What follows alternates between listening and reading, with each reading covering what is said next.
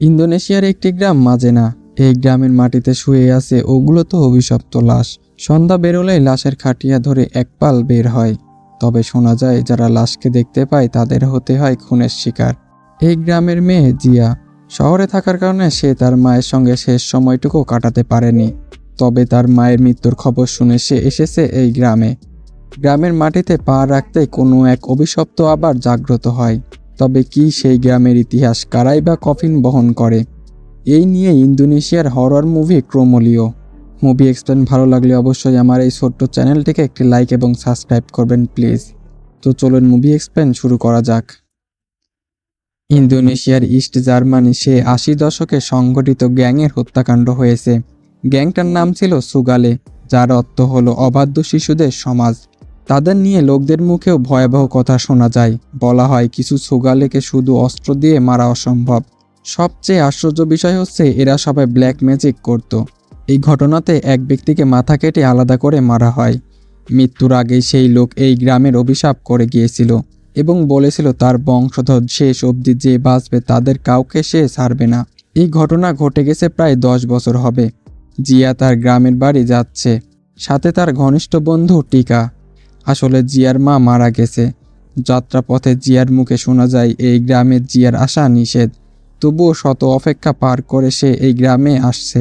আরও জানা যায় তার বাবা দীর্ঘ 10 বছর ধরে নিখোঁজ। এখন অবধি তার খোঁজ কোথাও মেলেনি। আজকে আবহাওয়া কিছুটা মেঘাছন্দ, তাছাড়া আকাশের পাখিরা ছটফট করছে। তারা যেন কোনো এক অজানা ইতিহাসের সাক্ষী হতে চলেছে। জিয়া ও টিকা দীর্ঘযাত্রা শেষ করে গন্তব্যস্থলে পৌঁছায়। তবে গ্রামের মাটিতে পা রাখতেই বজ্রপাত শুরু হয়। জিয়ার মায়ের দাফন শেষ হয়ে গেছে। জিয়াকে দেখে তার নানা কিছুটা গম্ভীর, তার চেহারায় ও কিছু অজানা চিন্তার ছাপ। জিয়া তার নানার চেহারা দেখে বুঝতে পারে তার নানা তাকে দেখতে চায় না। বাড়িতে পা রাখতেই তার নানা জানায়, তোকে না বলেছি গ্রামে পা না রাখতে, আর সাথে করে কাকে নিয়ে এসেছিস? জিয়া বলে, তুমি কি বলছো? আমার মা মারা গেছে, আমি আসবো না? ডানাং তাকে স্পষ্ট জানিয়ে দেয়, দাফন কাফনের কাজ শেষ হয়ে গেছে, এখন তুই শহরে ফিরে যেতে পারিস। তার নানার কথা স্পষ্ট বোঝা যাচ্ছে যে তার নানা চাচ্ছে না সে এখানে থাকুক। জিয়া তার নানাকে জানায়, তুমি কি তাহলে আমাকে ভালোবাসো না? তুমি কি চাও না তোমার কাছে আমি কয়েকদিন থাকি? সে তাকে অনেক ভালোবাসে, তবে এখানে থাকার অনেক কারণ রয়েছে। এই গ্রামে পুরনো এক অভিশাপ আছে, তাছাড়া এখানে ডানাং এর কথাই সবাই উঠে বসে। ডানাং এর সহকারে গ্রামের সবাইকে একত্রিত করে। গ্রামবাসীদের জানায় এক দুর্ঘটনা ঘটে গেছে। সে জানায় ইদারের মেয়ে পৌঁছে গেছে এই গ্রামে। তোমরা সবাই ভালো করেই জানো তোমাদের কি করতে হবে, এবং অবশ্যই তোমাদের বাচ্চাদের তো সেই ঘটনার কথা জানিয়েছো। তবুও নতুন করে তোমাদের সবাইকে জানিয়ে দিচ্ছি, আজ রাতে ভুলবশত কেউ ঘর থেকে বের হবে না। গ্রামবাসীরা জানায়, তাহলে নামাজ পড়ব কিভাবে? সে বলে, একদিন বাড়িতে নামাজ পড়লে কিছু হবে না। যেভাবে বলছি সেভাবেই করবে, আর যদি ভুলবশত সামনে চলে আসে তাহলে ভুলেও তাদের চোখে তাকানো যাবেন। যেভাবে বলছি সেভাবেই করবে, আর যদি ভুলবশত সামনে চলে আসে তাহলে ভুলেও তাদের চোখের দিকে তাকাবে না। তবে সেখানে গ্রাম পুলিশেরা তার কথায় নারাজ, কেননা তাদের তো রাতে পাহারা দিতে হয়। কিন্তু গ্রামবাসীদের মনে ইতিমধ্যে এক আতঙ্ক ঢুকে যায়। জিয়া তার মায়ের পোশাক নিয়ে বসে আছে। পোশাকের ঘ্রাণটা যেন তাকে স্তুতি প্রসারণ করছে। তবে হঠাৎ ওপর থেকে একটি রাবার বল নিচে পড়তে থাকে। ওপরে গিয়ে দেখতে পায় ঘোড়ার খেলনাটি নড়ছে। তা থামাতেই হঠাৎ পিছনের ট্যাঙ্ক থেকে এক অদ্ভুত শব্দ শোনা যায়। চেক করে দেখে ট্যাঙ্কে তালা দেওয়া। হঠাৎ সেখানে তার নানা এসে জানায়, তোমরা ব্যাকপ্যাক এখনো গোছাওনি কেন? জিয়া তার নানাকে জানায় এই ট্যাঙ্কের ভিতরে কি আছে। ডানাং বলে, এর ভিতরে তেমন কিছুই নেই। এখন জিয়ার মনে অনেক প্রশ্ন, কেনই বা তার নানা তাকে তাড়িয়ে দেওয়ার জন্য মরিয়া হয়ে উঠেছে। জিয়া জানায়, আমার মনে হয় আমি এখানে থাকলে আমার বাবা আবার চলে আসবে। এই বিষয়ে টিকা প্রশ্ন করতে গেলেই জিয়া চুপ করিয়ে দেয়। আস্তে করে বলে, তার বাবা যে নিখোঁজ হয়েছে এতে তার সন্দেহ আছে। তাছাড়া গত বছর তার মা তাকে দেখার জন্য উতলা হয়ে পড়েছিল। হয়তো বা তার মা তাকে কোনো কিছু জানাতে চাইছিল, তবে সেই সৌভাগ্য জিয়ার হয়ে ওঠেনি। তার কারণ হচ্ছে তার নানা তাকে এখানে কোনোভাবেই আসতে দিতে চাইছিল না। তার নানা তাকে বলেছিল এখানে আসলেই নাকি মহাবিপদ হয়ে যাবে। এর পরিপ্রেক্ষিতে সে আর এখানে আসেনি। তবে জিয়া টিকার কাছে ক্ষমা চেয়ে নেয় যে সে তাকে এখানে এসবের মধ্যে এনেছে। এরপর গ্রামে প্রায় সন্ধ্যা ঘনিয়ে আসে। আবহাওয়া তেমন একটা ভালো না। আকাশে কালো মেঘ এবং ঘন ঘন বজ্রপাত হচ্ছে। জিয়া যেই গাড়িতে করে শহরে ফিরবে সেই গাড়ির টায়ার পাংচার হয়ে গেছে। এখন সমস্যা হচ্ছে এই গাড়ির চাকা ঠিক করতে কোথায় মেকানিক পাবে। এখন দানাং কিছুটা শঙ্কিত। তাদের দুজনের আগে থেকে জানিয়ে দেয় পেছনে ডাক দিলে ভুলেও তাকাবি না। জিয়া বলে এত কিছু করার কি প্রয়োজন আছে, এক রাতই তো থাকবো। দানাং অনেক সিরিয়াস। সে জানায় তোমাদের বাঁচানোর জন্যই চেষ্টা করছি। টিকাকে নিয়ে দানাং সাহায্যের জন্য বের হয়। তাকে বলে ওই দিকটা তুমি একটু দেখো, কেউ সাহায্য করে কিনা, আর আমি সামনের দিকটা দেখছি। অন্যদিকে গ্রাম পুলিশ পাহারা দিচ্ছে। তাদের ধারণা গ্রামে কিছু সমস্যা হবে না, আজকের দিনটা একেবারেই নীরব। তারা ভাবছে আর আধা ঘন্টা পাহারা দিয়েই বাড়ি চলে যাবে। জিয়া বাড়িতে একাই রয়েছে। এত কিছুর মধ্যে তার মনে পড়ে যায় তার বান্ধবীর বিয়েতে তাকে অভিনন্দনই জানায়নি। মিলের কাছে টেলিফোন করে ক্ষমা চায়, তার কারণ তার বিয়েতে সে আসতে পারেনি। অন্যদিকে টিকা এখনও কাউকে খুঁজে পায়নি। দূর দূরান্ত জঙ্গল ছাড়া কিছুই নেই। পরিবেশ কিছুটা ঠান্ডা, তাছাড়া ওয়েদারও ভালো। পাশে বসার একটা জায়গা আছে। এই ওয়েদারে একটি সিগারেট ডিমান্ডই করে। টিকা ভাবে আজকের দিনটা ভালোই কেটেছে, কারণ তার সাথে জিয়া ছিল। মনে মনে কিছুটা সে জিয়াকে ভালোবাসে, কিন্তু ভয়ের কারণে এখন পর্যন্ত স্বীকার করতে পারেনি। আবহাওয়া এমন যে আর কিছুক্ষণ পরেই বৃষ্টি নামবে। তাছাড়া গ্রামবাসীরা প্রচণ্ড আতঙ্কিত হয়ে রয়েছে। টিকা ডায়েরির পৃষ্ঠা পাল্টাতেই এক অদ্ভুত ছবি দেখতে পায়, তবে এই ড্রয়িংটা সে করেনি। নজর থেকে ডায়েরি সরতেই কালো দুটো পা বেরিয়ে আসে। এ দেখে সে ভয় পায়, তবে কিছুক্ষণ পর সে ভেবে নেয় এটা তার চোখের ভুল ছিল। শঙ্কিত হয়ে এখন দানাংকে স্যার বলে ডাকতে শুরু করে, তবে লাইটটাও চলে যায়। গ্রামে ছড়িয়ে পড়ে লাশবাহী একদল লোক, যেখানে দিয়ে হেঁটে যাচ্ছে চারপাশে কুয়াশা। গ্রাম পুলিশ কাফেলারদেরকে দেখে বলে, ওই ঘরে যাও না কেন তোমরা? পাশের জন একটা আউজুবিল্লাহ মিনাশ শাইতানির রাজিম বলে এক দৌড়। পাশে তাকিয়ে দেখে তার বন্ধু আর নেই। ইতিমধ্যে এসে নরখাদক তার সামনে। ভয়ে সে চিৎকার করে এক দৌড় দেয়। আর দড়ি বা দেবে না কেন? সামনে যদি হঠাৎ এরকম নরখাদক এসে দাঁড়া হয় তাহলে তোমরা কেন, আমিও দৌড় দিব। যাই হোক, অন্যদিকে মেলির মাও তাদেরকে দেখতে পায়। তড়িমড়ি করে ঘরে পৌঁছে তার মেয়েকে আলমারির মধ্যে রেখে দেয়। তাকে বলে কোনোভাবে এখান থেকে বের হবে না। টিকা ভয় পেয়ে সেই গাড়ির সামনে চলে আসে। পাশ থেকে জিয়া এখানে এসে বলে, এখানে কি করছো? কোনো কথা না বলে জিয়াকে সেখান থেকে নিয়ে যাচ্ছে। জিয়া বলে, থাম, কি হয়েছে শুনি। টিকা বলে, এই গ্রামের মধ্যে কোনো কিছু আছে, আমি নিজ চোখে দেখেছি। এখানে আর একটা মুহূর্তও থাকা যাবে না। এবার টিকা জানায় লাশ বহনকারী এক কাফেলা দেখেছে। আরও জানায় ওরা কোনো মতেই মানুষ হতে পারে না, তারা সবাই মৃত। টিকা সিরিয়াস হয় বলে, আমি কোনো মজা করছি না, সব সত্য কথা বলছি। আমি সত্যি তাদের দেখেছি। আর তুমি কেনই বা গাড়িটা পাংচার করতে গেলে? এখন আমরা এখান থেকে কিভাবে পালাবো? আসলে এখানে থাকার জন্যই জিয়া ইচ্ছা করে গাড়ি পাংচার করেছে। অন্যদিকে গ্রাম পুলিশ দৌড়াতে দৌড়াতে তার বন্ধুর কাছে যায় এবং বলে, শালা তুই আমাকে বিপদে ফেলে রেখে কিভাবে একা একা চলে আসলে? এতদিন যা শুনেছি আজ তার প্রমাণ পেয়ে গেলাম।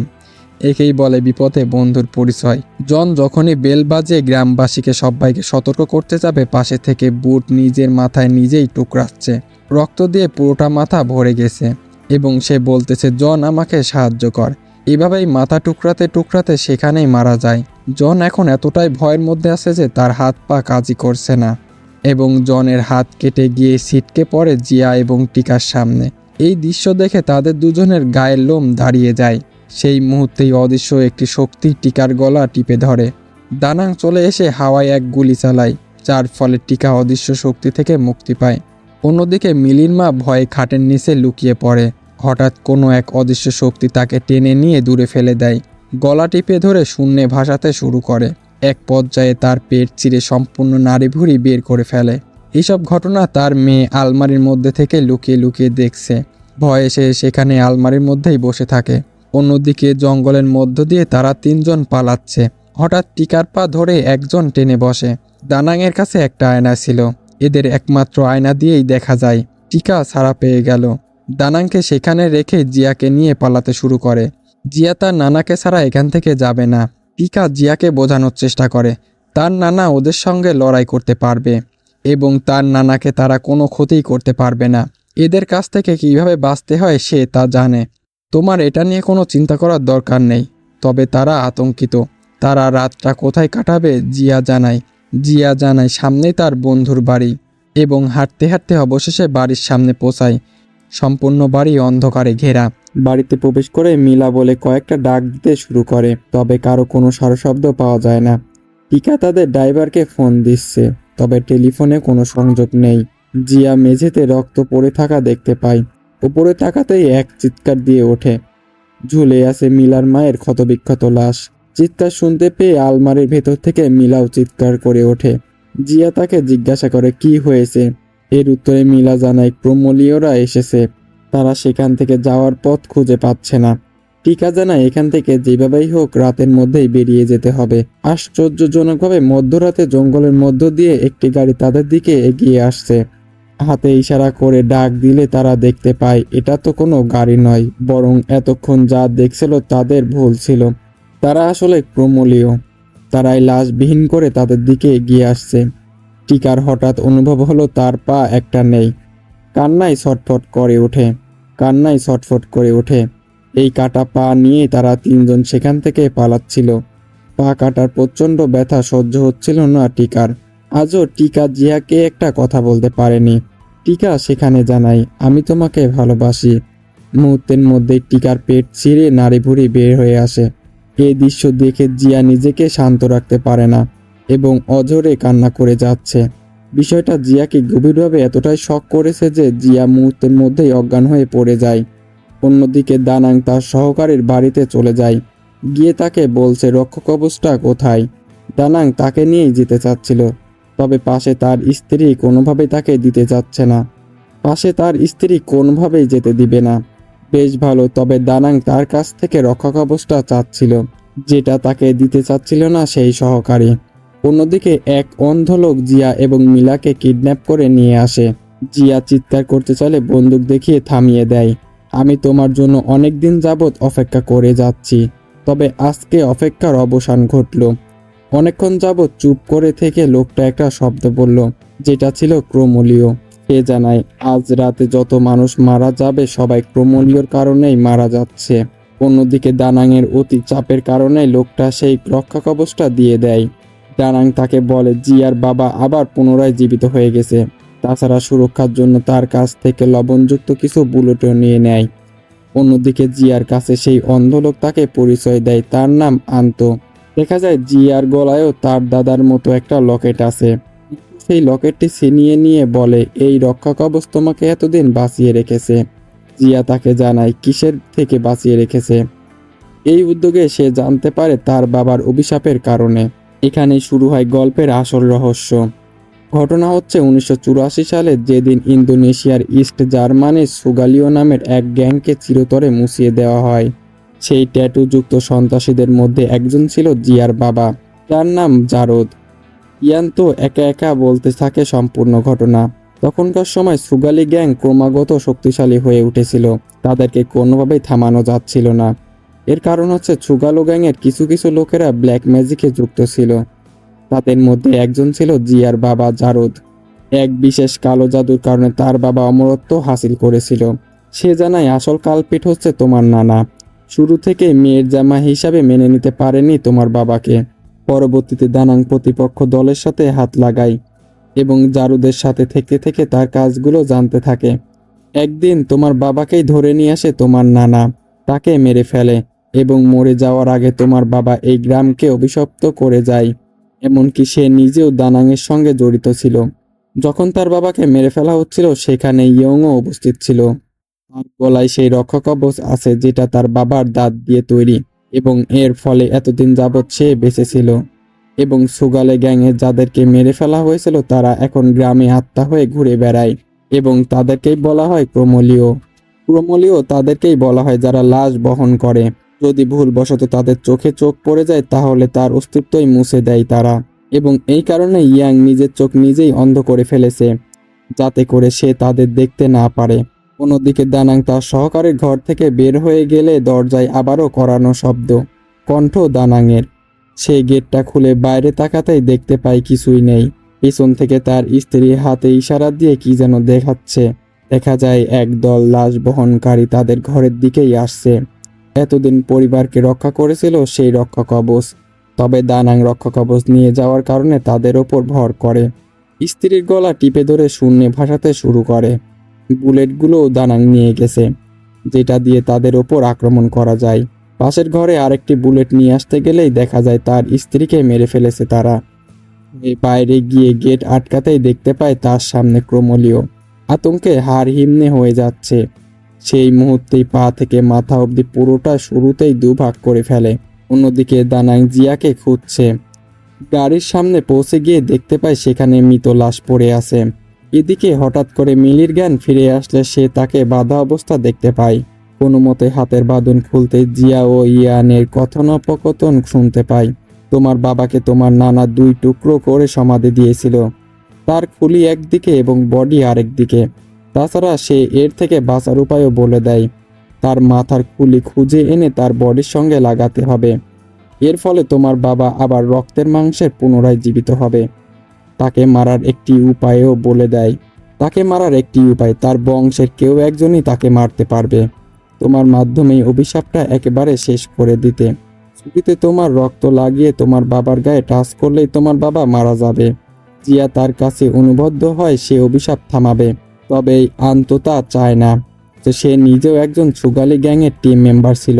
যখন তাদের গ্রুপের মানুষকে মেরে ফেলা হয় তখন এই গ্রামের সবাই যোগদান করেছিল এবং ইয়াং তো চাই এই গ্রামের সবাই ধুকে ধুকে মরুক। ইয়াং তো যখন জিয়ার ওপরে গান পয়েন্ট করে ঠিক ওই মুহূর্তেই তার নানা উপস্থিত হয়। তাদের দুজনের মাঝে অনেক ধস্তাধস্তি হয় এবং এক পর্যায়ে ইয়াং ক্ষতবিক্ষত হয়ে যায়। দানাং তাকে সরিয়ে আনলে জিয়া তার নানার কাছ থেকে সমস্ত ঘটনা শুনতে চায়, তবে উত্তরে দানাং তাকে কিছু জানায় না। সে জানায় আমাকে শুধুমাত্র বিশ্বাস করো, পরে তোমাকে সব ঘটনা খুলে বলবো। জিয়া তার নানার কথা মানতে নারাজ এবং সব কিছু জানতে চায়। এর উত্তরে দানাং তাকে জানায় তার পিতা কখনোই ভালো ছিল না। সে ব্ল্যাক ম্যাজিক প্র্যাকটিস করত, তাছাড়া ছিল সন্ত্রাসীবাদের সদস্য। তার মা সত্য জানতে পেরে তাকে প্রচণ্ড ঘৃণা করতে শুরু করে, একতাভাবে গ্রামের মধ্যে দাঙ্গা সৃষ্টি করত। তৃতীয়ত তো তোমার বাবা এক বড় সন্ত্রাসীবাদের সঙ্গে জড়িয়েছিল। তাছাড়া তাকে মারার জন্য আমাকেও প্রচণ্ড চাপ দেওয়া হচ্ছিল। আমি যদি নিজের হাতে না মারতাম তাহলে তাকে অন্য কেউ মেরে দিত। জিয়া এসব কথা শুনতে নারাজ। জিয়া বলে আমি যতটুকু জানি আমার বাবা ছোট থেকেই অনেক ভালোবাসতো আমাকে, অন্তত সে তার ফ্যামিলিকে ভালোবাসতো। তাকে মারার কোনো অধিকার নেই তোমার। কথোপকথনের মাঝে জিয়া তার রক্ষাকবচটাও ছিঁড়ে ফেলে দেয়। ঠিক সেই মুহূর্তে জিয়ার ওপর ক্রোমলীয়রা আক্রমণ করে বসে। দানাং তাকে বাঁচাতে গেলে কোনো উপায় খুঁজে পায় না এবং এখনই সঠিক মুহূর্ত পায় পুনরায় জীবিত করা তার বাবাকে। ইমিডিয়েটলি চলে যায় সেই গ্যারেজ রুমে, যেখানে উপরে টানানো ছিল জিয়ার লাশ। ওদিকে ক্রোমলীয়রাও জিয়ার দিকে ধেয়ে আসছে। একসময় কাছাকাছি চলে আসলে জিয়া কফিনটা চেক করতে যায়। গিয়েই দেখতে পায় নিজের লাশ সেখানে পড়ে আছে। হঠাৎ করে অদৃশ্য দুটো হাত তার গলা টেপে ধরে এবং দেখতে পায় তার বাবার রূপের একজন রাক্ষসকে। তার গলা চেপে ধরলেই জিয়া জানায় বাবা আমি তোমার জিয়া। তবে কিছুতেই জিয়াকে চিনতে পারছে না তার বাবা। অন্যদিকে সেই তালা দেওয়া ট্যাঙ্কটি সেখানে নিয়ে আসে আর দেখা যায় এই ট্যাঙ্কের ভিতরে তার নিজের কোনো জিনিসপত্র নয়, বরং জারুতের অর্ধেক মাথা জায়গা মতন রেখে রক্ষাকবচ থেকে দাঁত বের করে জায়গা মতন রেখে দেয় এবং পেছন থেকে দানাংয়ের ঘাড়ের ওপরে আঘাত করে বসে। এর ফলে তার ব্লিডিং শুরু হয়ে যায়। সময় মতো জারুতের আত্মা তার বডিতে এসে প্রবেশ করলে সে পুনর্জীবিত হয়। ইয়ান্ত তার বাঁধন খুলে দিলেই সেই মুক্তি পেয়ে যায় এবং সে জারুতের কাছ থেকে প্রাণ ভিক্ষা চেতে শুরু করে। তবে সে জীবিত হওয়ার পরই ইয়ানের শরীর থেকে তাজা রক্ত খেতে শুরু করে দেয়। তবে মেরে ফেলার পর পৌঁছায় দানাংয়ের সামনে এবং বলে কতদিন ধরে দেখিনি আপনাকে। আজকের রাতটা আপনার জন্য সময়ের খুব ধীর গতিতেই চলবে, কেননা আজকে আপনার শাস্তির দিন। জারুতের কাছে থেকে জানা যায় আসল ঘটনা। জারুতের গ্রুপে ব্ল্যাক ম্যাজিশিয়ানরা অনেকেই ছিল, তবে তার লিডার এমন একটা চর্চা করত যার ফলে সে অমরত্ব হাসিল করতে পেরেছে। কিভাবে তারা অমরত্ব হাসিল করে? এর ফলে তারা দানাংয়ের সঙ্গে চুক্তিবদ্ধ হয়ে দানাং তার মেয়ের জামাইকে বলে ব্ল্যাক ম্যাজিক যেন চালিয়ে যায় আর যেন এটাকে পারফেক্টভাবে আয়ত্ত হাসিল করে। আর দানাং এর মেয়ে তার স্বামীর এসব কর্মকাণ্ড মেনে নিতে পারে না, যার ফলে এক পর্যায়ে এই সব ঘটনা থেকে জারুদ বেরিয়ে আসে এবং সাধারণ জীবনযাপন করতে থাকে। কিন্তু দানাং মনে করে সে আগের মতোই চলাফেরা করছে, যার ফলে তাকে মারতে সে বাধ্য হয়। তবে তাকে মারার পরেও সে আফসোস করতে থাকে, কিন্তু ততক্ষণে দেরি হয়ে যায়। সেখানে জিয়া চলে আসে। তার বাবাকে মানুষ রূপে দেখতে পেয়ে সে জড়িয়ে ধরে। জিয়া জানায় নানার ওপর রাগ হওয়াটাই স্বাভাবিক, কিন্তু তাকে তুমি ক্ষমা করে দাও। কিন্তু জারুদ তাকে উল্টা বলে তুমি তোমার মায়ের মতো হয়েছো। সেও মানুষদের ক্ষমা করতে ভালোবাসতো, কিন্তু এ ক্ষমার অযোগ্য। তাকে ধাক্কা দিয়ে সে চলে যায় দানাংকে মারার জন্য। অনেক বলাবলির পরও তার বাবা তার কথায় রাজি হয় না, যার ফলে নিজের রক্ত ছুরিতে লাগিয়ে তার বাবাকে হত্যা করে। অতিরিক্ত ব্লিডিং হওয়ার কারণে দানাংকে হসপিটালে নিয়ে যাচ্ছিল, কিন্তু দানাং আন্দাজ করতে পারে সে হয়তো আর বাঁচবে না। হঠাৎ সেখানে মিলি বন্দুক হাতে নিয়ে আসে এবং সে বলে, এখানে যা হয়েছে আমি সব শুনেছি। জিয়া, তোমার কারণেই আমার মা মারা গেছে, তোমাকে তো আমি কোনো মতেই বাঁচতে দিব না। এই বলে মিলি তাদের দুজনের ওপরে গুলি চালাতে শুরু করে। তবে দানাং এর কারণে জিয়া বেঁচে গেলেও তার বুকেও একটি গুলি লাগে। জিয়াকে বাঁচাতে গিয়ে দানাং ছুরি নিয়ে মিলিকে আঘাত করে সেখানেই মেরে ফেলে। জিয়ার শরীরে একেবারেই অবশ হয়ে আসছে, হয়তোবা একটু পরেই সে মারা যাবে, কিন্তু সে মরতে চায় না। সঠিক মুহূর্তেই তার বাবাকে মেরে ফেলা সেই ছুরির রক্ত চেটে খেয়ে ফেলে এবং দেখা যায় জিয়া এখানে ক্রমলীয় হয়ে গেছে, যাকে কখনো ছুরি বা ধারালো অস্ত্র দিয়ে মারা অসম্ভব। মুভির গল্প এখানে শেষ হয়। গতকাল দুর্ঘটনা সেই স্থলে কিছু মাফিয়া আসে, যেখানে দানাং এবং জারুতের বডি সহ সেখানে দুটি বডি পড়ে আছে এবং পরীক্ষা নিরীক্ষার জন্য জারুতের বডিটা সে নিয়ে যায়। এখানে বোঝা যায় মুভিটা কিছু সিকুয়েল অবশ্যই আসবে, কেননা এই মুভিতে এখনো পুরোপুরি রহস্য অবসান করা হয়নি। তবে জিয়ার বাবার মৃত্যুর পেছনে কারই বা হাত ছিল। দানাং সম্পূর্ণ ঘটনা বলতে গিয়েও সে বলতে পারেনি। আসল ঘটনা এখানে আড়ালে আছে, আর এই মুভিটা এখানেই শেষ হয়ে যায়। তো মুভি এক্সপ্লেন ভালো লাগলে অবশ্যই চ্যানেলটিকে লাইক এবং সাবস্ক্রাইব করবেন প্লিজ।